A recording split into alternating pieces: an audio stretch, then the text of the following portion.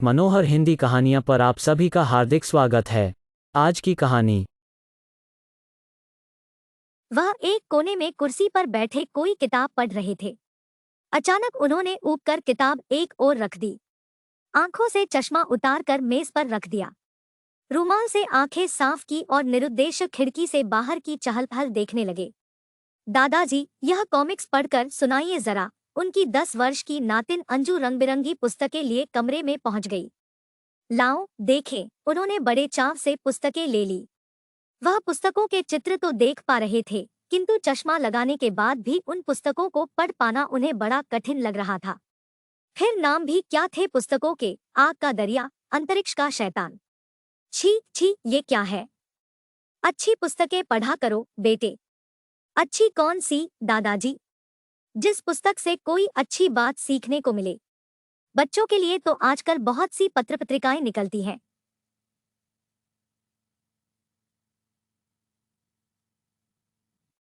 आप नहीं जानते दादाजी, ये 3 डायमेंशनल कॉमिक्स हैं। इनको पढ़ने के लिए अलग से चश्मा मिलता है। यह देखिए। अरे, यह कोई चश्मा है। लाल पन्नी लगी है इसमें तो। इससे आंखें खराब हो जाएंगी। फेंको इसे। आपको कुछ नहीं मालूम दादाजी, अंजू ने उपेक्षा से कहा और पुस्तकें लेकर तेजी से बाहर चली गई। वह अकुलाए से अपनी जगह पर बैठे रह गए और सोचते रहे। शायद वह वर्तमान से कट चुके हैं। उनका जमाना लग चुका था। उनके सिद्धांत, आदर्श और विचार अब अप्रासंगिक हो चुके थे। अभी कुछ ही दिन पहले की तो बात थी। उनके बेटे मुन्ना ने भी यही कहा था। हुआ यूं था कि उस दिन वह कारखाने में मौजूद थे। नौकर ने एक ग्राहक को बिल दिया तो उन्हें वह बहुत ज्यादा लगा। वह एक प्रकार से ग्राहक को लूटने जैसा ही था। उन्होंने नौकर को डांट दिया और जोर देकर उससे बिल में परिवर्तन करने को कहा। उसी दिन मुन्ना रात को घर आने के बाद उन पर बहुत बिगड़ा था। बाबूजी, आप तो बैठे बिठाए नुकसान करवा देते हैं। क्या जरूरत थी आपको कारखाने में जाकर कीमत कम करवाने की? मैंने तो उचित दाम ही लगाए थे बेटा। वह नौकर बहुत ज्यादा बिल बना रहा था। आप बिल्कुल नहीं समझते बाबूजी। इतना बड़ा कारखाना चलाना आज के जमाने में कितना मुश्किल काम है। अब कामगारों को वेतन कितना बढ़ाकर देना पड़ता है जानते हैं आप? नई मशीन की किश्त हर माह देनी पड़ती है सो अलग। फिर आयकर भी इसी महीने में भरना है। उनकी दृष्टि में ग्राहकों से मनमाना पैसा वसूल करने का यह कोई उचित तर्क नहीं था, लेकिन वह चुप ही रह गए। एक बार वह बीमार पड़ गए थे। 2-3 महीने तक कारखाने नहीं जा सके। बस तभी अचानक मुन्ना ने उनकी गद्दी हथिया ली। फिर मुन्ना यह सिद्ध करने की कोशिश करने लगा कि वह व्यापार में उनसे अधिक कुशल है।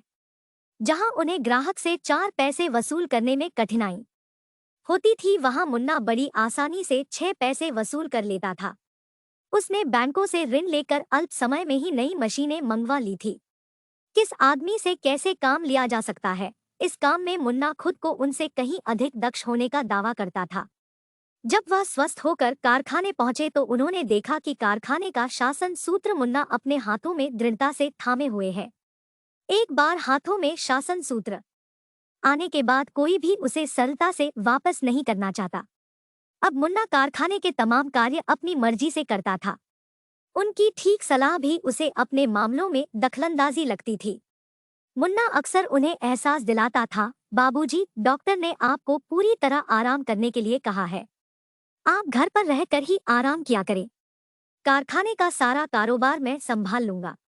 आप बेकार उधर की चिंता किया करते हैं। जब उनकी पत्नी इंदु जिंदा थी तो उसका भी यही विचार था। वह प्राय कहा करती थी, आज नहीं तो कल मुन्ना को ही तो संभालना है कारखाना। वह व्यापार को बढ़ा ही रहा है, घटा तो नहीं रहा। वैसे भी अब लड़का बड़ा हो गया है। बाप का जूता उसके पैर में आने लगा है। उन्हें खुद आगे होकर मुन्ना को कारोबार सौंप देना चाहिए। शास्त्रों के अनुसार आदमी को चौथेपन में सांसारिक झंझटों से संन्यास ले लेना चाहिए। और इस तरह बीमारी के दौरान अकस्मात ही उनकी इच्छा के विरुद्ध कारखाने से उनका निष्कासन हो गया था। उन्होंने एक नजर नाश्ते की प्लेट पर डाली। आज फिर घर का नौकर बड़ी उपेक्षा से उनके सामने सिर्फ मक्खन लगे स्लाइस रख गया था। उनके अंदर ही अंदर कुछ घुटने सा लगा था, यह भी कोई नाश्ता है। बाजार से डबल रोटी मंगवाई और चुपड़ दिया उस पर जरा सा मक्खन। जब इंदु थी तब उनके लिए बीसियों तरह के तो लड्डू ही बनते थे घर में। मूंग के, मगज के, रवे के वगैरह वगैरह। मठरी, सेव और कई तरह के नमकीन भी परोसे जाते थे उनके आगे। पकवानों का तो कोई हिसाब ही नहीं था और अब मात्र मक्खन लगे डबल रोटी के टुकड़े। वह खींच उठे और उठकर सीधे अंदर गए। बरसात में डबल रोटी क्यों मंगवाती हो बहू? घर में ही कुछ मीठा या नमकीन बना लिया करो। कल जो डबल रोटी आई थी उसमें फफूंद लगी हुई थी। डॉक्टर ने उन्हें अधिक घी तेल खाने की मनाही कर दी है। अगर आपको डबल रोटी पसंद नहीं है तो आपके लिए दूसरा इंतजाम हो जाएगा, बहू ने रूखेपन से जवाब दिया। दूसरे दिन उनके लिए जो नाश्ता लगाया गया वह होटल से मंगवाया गया था। एक प्लेट में बेसन का लड्डू तथा थोड़ा सा चिड़वा था। बरसात के कारण चिड़वा बिल्कुल हलवा बन गया था। लड्डू बेशक स्वादिष्ट था, परंतु उसमें वनस्पति घी इतनी अधिक मात्रा में था कि खाने के बाद उन्हें बहुत देर तक खट्टी डकारें आती रही थी। वह अपने हालात से परेशान होकर कई बार सोचते थे कि त्रिवेणी उनके पास रहती तो बड़ा सुविधाजनक होता। वह उनके खाने पीने का कितना ख्याल करती थी। भैया भैया कहते उसकी जबान नहीं थकती थी। सच पूछो तो अपनी पत्नी इंदु की मौत का आघात वह उसी के सहारे सहन कर गए थे। त्रिवेणी के रहते उन्हें कभी एकाकीपन का एहसास नहीं सालता था। सबसे बड़ी बात यह थी कि तब मुन्ना के उपेक्षित रूखेपन, बहू की अपमानजनक तेजमिजाजी और नाती नातिनों की बदतमीजियों की ओर उनका ध्यान ही नहीं जाता था। वह तो त्रिवेणी को भेजना ही नहीं चाहते थे, लेकिन बहू ने मुन्ना के ऐसे कान भरे कि उसका घर में रहना असंभव कर दिया। एक दिन वह शाम की सैर को पार्क की दिशा में जा रहे थे कि मुन्ना ने कार उनके सामने रोक दी। आइए बाबूजी, मैं छोड़ दूं आपको पार्क तक। वह कहना चाहते थे, भाई पार्क है ही कितनी दूर, मैं घूमने ही तो निकला हूँ, खुद चला जाऊंगा। पर चाह कर भी कुछ न बोल सके और चुपचाप कार में बैठ गए। मुन्ना ने जोर से कार का दरवाजा बंद किया। फिर कार चल दी। मुन्ना ने अचानक पूछ लिया, बाबूजी बुआ यहाँ कब तक रहेंगी? वह चौंके, क्यों बेटा, उससे तुम्हें क्या तकलीफ है? तकलीफ की बात नहीं है बाबूजी, माँ के मरने पर बुआ जी आई तो फिर वापस गई ही नहीं। वह तो मैं ही उसे रोके हुए हूँ बेटा। फिर उस पर ऐसी कोई बड़ी जिम्मेदारी अभी नहीं है, सो वह हमारे यहाँ ही रह लेगी। लेकिन हम उनकी जिम्मेदारी कब तक उठाएंगे? उनके अपने बेटा बहू हैं, उन्हें उनके पास ही रहना चाहिए। फिर वह यहाँ तरीके से रहती तो कोई बात नहीं थी, पर वह तो हमेशा आपकी बहु ममता पर रोक गांठती रहती है। मुन्ना के शब्दों ने ही नहीं, उसके स्वर ने भी उन्हें आहत कर दिया था। वह जानते थे कि त्रिवेणी पर लगाया गया आरोप झूठा है। आखिर त्रिवेणी उनकी एकमात्र बहन है। वह उसे बचपन से जानते हैं। ममता उसके विषय में ऐसी बात कह ही नहीं सकती थी, लेकिन वह चाहकर भी मुन्ना से अपना विरोध प्रकट नहीं कर सके थे। वह जानते थे कि मुन्ना और बहू अब त्रिवेणी को घर में शांति से नहीं रहने देंगे। उसी को लेकर हर समय कलह मची रहेगी। बात बात पर त्रिवेणी को अपमानित किया जाता रहेगा। वह यह ज्यादती सहन नहीं कर सकेंगे। इसीलिए उन्होंने त्रिवेणी को भेज दिया था। त्रिवेणी चली गई थी। जिस दिन वह गई उस दिन उन्हें ऐसा लगा मानो इंदु की मौत अभी अभी हुई हो। कितने ही दिनों तक वह अनबने से रहे थे। अब उन्हें पूछने वाला कोई न था। सुबह की चाय के लिए भी तरस जाते थे। वह बार बार बच्चों द्वारा बहू के पास संदेश भेजते रहते, पर वह संदेश अक्सर बीच में ही गुम हो जाता था। थककर वह खुद रसोई घर के द्वार पर जाकर दस्तक देते। जवाब में बहू का तीखा स्वर सुनाई देता, आपको चाय नहीं मिली? अंजू से कहा तो था मैंने। ये बच्चे ऐसे बेहुदे हो गए हैं कि बस अकेला आदमी आखिर क्या क्या करे। मैं तो काम कर कर के मर जाऊंगी, तब ही शांति मिलेगी सबको। वह अपराधी की तरह मुंह लटकाए अपने कमरे में लौट आते थे। भोजन के समय भी अक्सर ऐसा ही तमाशा होता था। कई बार उनके मुंह का कौर विष बन जाता था, पर उस जहर को निगल लेने की मजबूरी उनकी जिंदगी की विडंबना बन गई थी। सुबह के समय वह कितनी ही देर तक गर्म पानी के अभाव में बिना नहाए बैठे रहते थे। अब त्रिवेणी तो घर में थी नहीं कि सुबह जल्दी उठकर गीजर चला देगी। बहू उठती थी पूरे 7 बजे के बाद और नौकर 8 बजे तक आता था। जब तक पानी गर्म होता था, स्नानघर में पहले ही कोई दूसरा व्यक्ति स्नान के लिए घुस जाता था। भला उन्हें कौन सा काम था? उनके जरा देर से नहाने से कौन सा अंतर पड़ जाता? बहू, बच्चे, मुन्ना सबको जल्दी थी, सब कामकाजी आदमी थे। बस वही बेकार थे। वह इंतजार में इधर उधर टहलते हुए बार बार नौकर से पूछते रहते थे, गोपाल, क्या स्नानघर खाली हो गया? स्नानघर खाली हो जाएगा तो मैं खुद बता दूंगा आपको, दादाजी। नौकर भी मानो बार बार एक ही प्रश्न पूछे जाने पर उकता कर कह देता था। और केवल नहाने खाने की ही तो बात नहीं थी। घर की हर गतिविधि में उन्हें पंक्ति के सबसे आखिर में खड़ा कर दिया जाता था। घर में उनके दुख सुख का साथी कोई नहीं था। एक दिन अचानक उनके सिर में भयंकर पीड़ा होने लगी। बड़ा नाती मुकेश कमरे में अपना बल्ला रखने आया। उन्होंने उसे पकड़कर चापलूसी की, बेटे, जरा मेरा सिर तो दबाना, बड़ा दर्द हो रहा है। मुकेश ने अनिच्छा से 2-4 हाथ सिर पर मारे और तत्काल उठ खड़ा हुआ।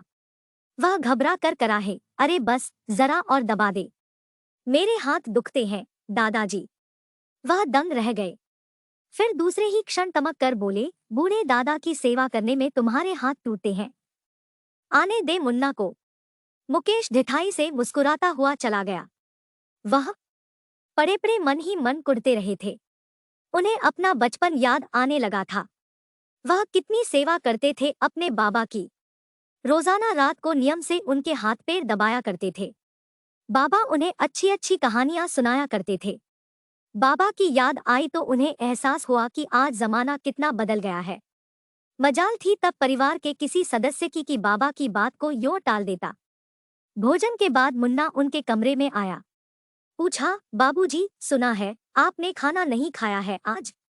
इच्छा नहीं थी बेटा, सिर अभी तक बहुत पीड़ा कर रहा है, शायद बुखार आकर ही रहेगा। वह मुकेश की गुस्ताखी की चर्चा करना चाहते थे, लेकिन कुछ सोचकर चुप रह गए थे। वह जानते थे कि मुन्ना सब कुछ सुनकर तपाक से कहेगा, अरे बाबूजी, क्यों बच्चों के मुंह लगते हैं? नौकर से कह दिया होता, वह दबा देता आपका सिर। लेकिन प्रश्न यह था कि क्या नौकर खाली बैठा रहता था उनके लिए? दूध लाओ, सब्जी लाओ, बच्चों को ट्यूशन पढ़ने के लिए छोड़कर आओ, बहू और बच्चों के कमरे साफ करो, रसोई धो, हजार काम थे उसके लिए। वह भला उनका काम कैसे करा? दर्द निवारक टिकिया मंगवाई थी ना आपने? 2 गोलियां एक साथ खा लीजिए, तुरंत आराम आ जाएगा। मैं सुबह डॉक्टर को बुलवा कर दिखवा दूंगा। अच्छा, मैं चलता हूँ। अगर रात में ज्यादा तकलीफ हो तो हमें आवाज दे दीजिएगा, कहकर मुन्ना चल दिया था। मुन्ना के पहले उनकी 2 बेटियां और थी। वह सोचते थे कि बेटियां तो पराया धन होती है, दूसरे घर चली जाएंगी। उनका बेटा मुन्ना ही बुढ़ापे में उनकी सेवा करेगा। उसकी बहू आ जाएगी तो वह उनकी सेवा करेगी। फिर नाती नातिन हो जाएंगे तो वे बाबा बाबा कहते हुए उनके आगे पीछे घूमेंगे। मुन्ना बचपन में आए दिन बीमार पड़ जाता था। उन्होंने उसकी बड़ी सेवा की थी और धन भी खूब लुटाया था। न जाने कितने दवाखानों की धूल छानी थी, न जाने कितनी मनौतियां मानी थी, न जाने कितनी रातें जागते हुए गुजार दी थी। अब उसका रवैया देखकर लगता था कि उन्होंने कितना बड़ा भ्रम पाल लिया था। वह भी कैसे पागल थे। उनका शरीर बुखार से तप रहा था। कुछ देर तक मुन्ना के कमरे से डिस्को संगीत का शोर और बच्चों के हंगामे की कर्णभेदी आवाजें आती रही और उनका सिर दर्द से फटता रहा। फिर खामोशी छा गई। कमरे के सन्नाटे में छत के पंखे की खड़खड़ाहट गूंजती रही। उन्हें लेटे लेटे बार बार यह ख्याल सताता रहा कि बहू बेटे को उनसे कोई हमदर्दी नहीं है। बहू ने तो एक बार भी आकर नहीं पूछा उनकी तबीयत के विषय में। एकाएक उन्हें अपना गला सूखता सा महसूस हुआ। लो, कमरे में पानी रखवाना तो वह भूल ही गए थे। अब क्या करें? वह उस बुखार में उठकर रसोई तक कैसे जा सकेंगे? अचानक उनकी नजर शाम को पानी से भरकर खिड़की पर रखे गिलास पर गई। उन्होंने उठकर वही पानी पी लिया। वह मन की घबराहट को दूर करने के लिए खिड़की के पास ही खड़े हो गए और सूनी सड़क पर चल रहे इक्का दुक्का लोगों को देखने लगे। काश वह उन्हें आवाज दे पाते, आओ भाई, मेरे पास बैठो थोड़ी देर के लिए, मेरा मन बहुत घबरा रहा है। कुछ अपनी कहो, कुछ मेरी सुनो। सहसा वह पागलों की तरह हंस पड़े अपने पर। अरे, जिसे छोटे से बड़ा किया, पढ़ाया लिखाया, अपने जीवन भर की कमाई सौंप दी, वह बेटा तो चैन की नींद सो रहा है। भला ये अपरिचित लोग अपना काम धंधा छोड़कर मेरे पास क्यों बैठने लगे? वह फिर से पलंग पर आकर लेट गए। उन्हें याद आया कि कैसे दिन रात मेहनत करके उन्होंने कारखाना खड़ा किया था, किस तरह मशीनें खरीदी थी, किस तरह कारखाने की नई इमारत तैयार की थी, धूप में घूम घूम कर, भूखे प्यासे रह कर, देर रात तक जाग जाग कर वह किस तरह काम में लगे रहते थे। किसके लिए? मुन्ना के लिए ही तो। अपने परिवार के सुख के लिए ही तो, जिसमें वह खुद भी शामिल थे। अब कहाँ गया वह सुख? उनके परिवार ने क्या कीमत रखी है उनकी या उनके सुख की? वह सबके सामने इतने दीनहीन क्यों बन जाते हैं? क्या वह मुन्ना की कमाई पर पल रहे हैं? क्यों खो दी उन्होंने अपनी शक्ति? नहीं, बहुत हो चुका, वह अब और नहीं सहेंगे। वह आवेश में उठकर बैठ गए। क्षण भर में ही उनका शरीर पसीने से लथपथ हो गया। दूसरे दिन सुबह मुन्ना सपरिवार नाश्ता कर रहा था, तभी गोपाल ने आकर सूचना दी, भैया जी, नाश्ते के बाद आपको दादाजी ने अपने कमरे में बुलाया है। मुन्ना ने नाश्ते के बाद उनके कमरे में जाकर देखा कि वह पलंग पर बैठे कोई किताब पढ़ रहे हैं। आओ मुन्ना बैठो, उन्होंने सामने पड़ी कुर्सी की ओर संकेत किया। जाने कितने वर्षों के बाद उन्होंने उसे मुन्ना कहकर एकदम सीधे संबोधित किया था। कैसी तबीयत है आपकी? तबीयत तो ठीक है। मैंने एक दूसरी ही चर्चा के लिए तुम्हें बुलवाया था। कहिए। यहाँ इस घर में पड़े पड़े अब मेरा मन नहीं लगता। स्वास्थ्य भी बिगड़ता रहता है। बेकार पड़े पड़े तो लोहा भी जंग खा जाता है, फिर मैं तो हाड़मांस का आदमी हूँ।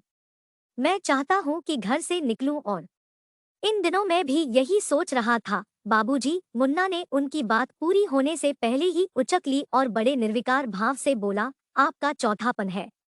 इस उम्र में लोग वानप्रस्थी हो जाते हैं, घर संसार को तिलांजलि दे देते हैं।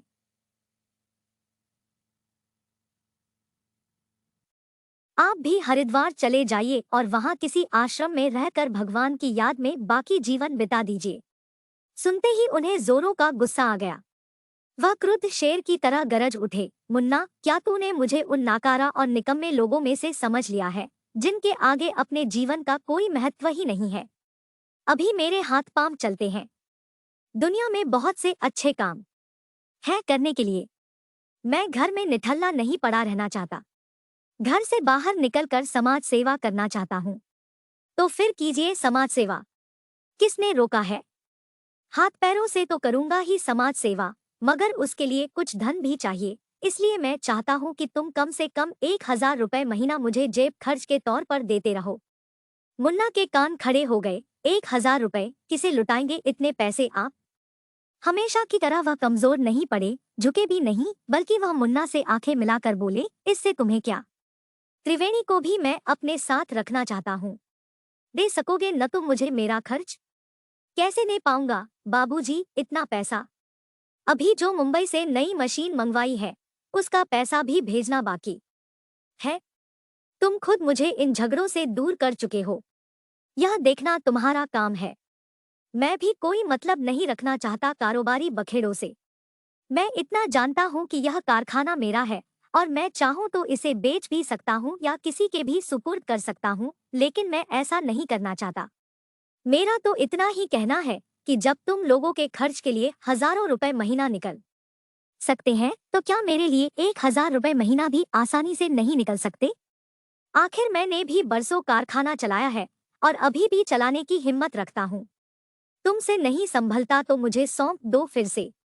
मुन्ना कोई उत्तर नहीं दे सका। वह सिर झुकाए बैठा रहा। कमरे का वातावरण बोझिल हो चला था। फिर मुन्ना ने ही धीरे से कहा, अच्छा होता बाबूजी आप हरिद्वार। नहीं बेटा, मैं जिंदा इंसान हूँ।